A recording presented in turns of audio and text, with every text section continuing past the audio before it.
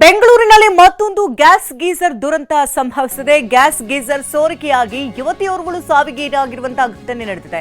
ಬೆಂಗಳೂರಿನಲ್ಲಿ ಸಾಲು ಸಾಲು ಗ್ಯಾಸ್ ಗೀಸರ್ ದುರಂತಗಳು ಹೆಚ್ಚಾಗ್ತಾನೆ ಇದೆ. ಇದೀಗ ಯುವತಿಯೋರ್ವಳು ಬಲಿಯಾಗಿದ್ದಾಳೆ. ಗ್ಯಾಸ್ ಗೀಸರ್ಗೆ 23 ವರ್ಷದ ರಾಜೇಶ್ವರಿ ಬಲಿಯಾಗಿದ್ದಾಳೆ.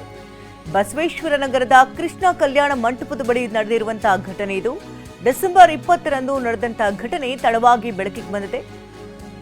ಇನ್ನು ಮಧ್ಯಾಹ್ನ ಸ್ನಾನ ಮಾಡೋದಕ್ಕೆ ರಾಜೇಶ್ವರಿ ತೆರಳಿದ್ದಾರೆ. ಇದೇ ಸಂದರ್ಭದಲ್ಲಿ ಆದಂತ ಅವಘಡ ಇದು. 15 ನಿಮಿಷ ಆದ್ರೂ ಆಕೆ ಹೊರಗಡೆ ಬಾರದಿದ್ದಾಗ ಕುಟುಂಬ ಶಾಕ್ ಆಗುತ್ತೆ.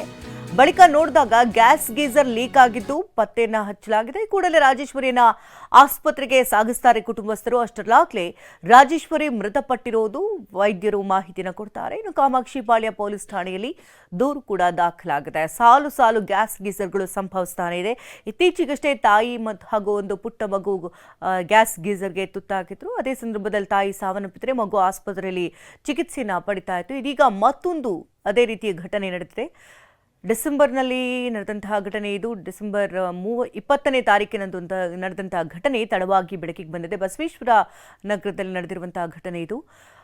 ಸ್ನಾನಕ್ಕೆ ಅಂತ ತೆರಳಿರ್ತಾಳೆ ಯುವತಿ ರಾಜೇಶ್ವರಿ. ಆದರೆ 15-20 ನಿಮಿಷ ಆದರೂ ಕೂಡ ಆಕೆ ಹೊರಗಡೆ ಬರೋದಿಲ್ಲ. ತಕ್ಷಣವೇ ಕುಟುಂಬಸ್ಥರು ಏನಾಯಿತು ಅಂತ ನೋಡುವಷ್ಟರಲ್ಲಿ ಆಕೆ ಸಾವನ್ನಪ್ಪಿದ್ಲು.